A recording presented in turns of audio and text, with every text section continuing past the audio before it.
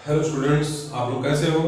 उम्मीद करता हूँ कि आप लोग अच्छे होंगे और अपनी पढ़ाई को नियमित रूप से कर रहे होंगे, है ना बच्चों। तो आप लोगों को मैं मार्कर ढूंढ रहा था, मार्कर भी जेब में पड़ा हुआ था। चलिए खैर कोई बात नहीं, वो तो दिमाग से कभी कभी चीज़ें हैं स्लिप करती हैं। चलिए सबसे पहले मैं आपको बता दूं बच्चों, आज मैं ना नवोदय विद्यालय प्रवेश परीक्षा में जो रीजनिंग नामक टॉपिक आता है, उसका पेपर आता है, उसी के से संबंधित मैं क्वेश्चन आपको आज पढ़ाऊंगा बच्चों।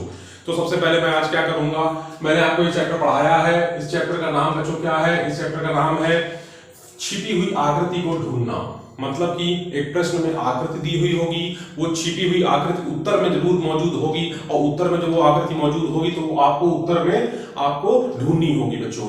आपको एक चीज मैं साफ साफ बता दूं, इसका जो सवाल होता है बहुत ही आसान होता है। बच्चों से जो नवोदय विद्यालय प्रवेश परीक्षा है उसमें सिर्फ और सिर्फ बच्चों का ये क्या टेस्ट होता है? कंसंट्रेशन टेस्ट होता है। यानी कि बच्चों का ध्यान देखा जाता है कि बच्चा पढ़ाई में अपना ध्यान कितना लगाता है। तो चलिए आज इसका हम लोग क्वेश्चन करते हैं। देखिए पहला क्वेश्चन हमारे सामने दे रखा है, हमको एक ऐसा फिगर दिया हुआ है और ऐसे फिगर को इसमें ढूंढना है कि इनमें वो फिगर किस उत्तर में उपस्थित होगा। तो बच्चों आप लोग को साफ साफ दिख रहा होगा कि पहले वाले उत्तर में क्या है, दूसरे में है, तीसरे में है कि चौथे में है। तो बच्चों ये जो उत्तर है, समस्या आकृति है, उत्तर नंबर 1 में छिपी हुई है। इसका मतलब है क्वेश्चन नंबर जो 1 है, इसका answer number is 1, answer 1 is right. Okay बच्चों, तो ये नेक्स्ट क्वेश्चन पर चलते हैं। नेक्स्ट क्वेश्चन पर हमको एक जेड दे रखा है और पूछा जा रहा है कि ये उत्तर आकृति में मौजूद है। हाँ बच्चों, ये भी उत्तर आकृति मौजूद है। देखिए यदि ध्यान से देखें हम लोग तो देखिए ये जो हमारी उत्तर आकृति में है मौजूद है। ठीक है ना बच्चों, मौजूद है कि नहीं मौजूद है। तो इसलिए हम कह सकते हैं कि उत्तर नंबर 1 इज राइट। आप लोग कह सकते हो कि बच्चों कि सर क्या इसमें है? तो देखिए इसमें भी है, लेकिन ये जो इसमें है इसका जो फेस है वो ऐसे होगा, लेकिन इसका फेस ऐसा है। इसमें है, हाँ इसमें है, इसमें बच्चों वो उत्तर आकृति मौजूद है, लेकिन हमें जब पहले में ही वो ऑप्शन मिल चुका है सही, तो मैं पहले पर टिक मार दूंगा।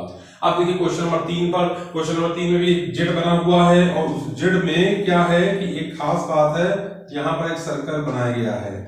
तो देखिए ऐसा सर्कल कहां पर है?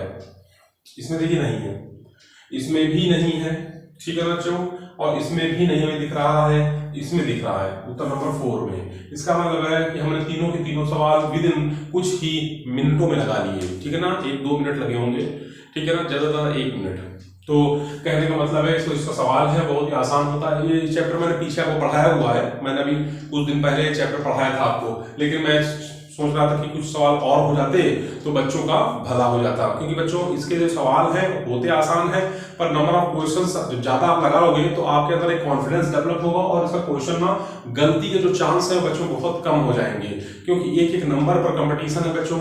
100 में 100 नंबर यदि आप लाओगे तो समझिए नवोदय विद्यालय प्रवेश परीक्षा में आपका नाम आएगा। और फिर उसके बाद इसमें कैटेगरी भी चलती है, जर्नल, SC, OBC, ST, ठीक है ना, बहुत सारी कैटेगरी चलती है। तो चलिए आगे हम लोग आगे में क्वेश्चन को करते हैं।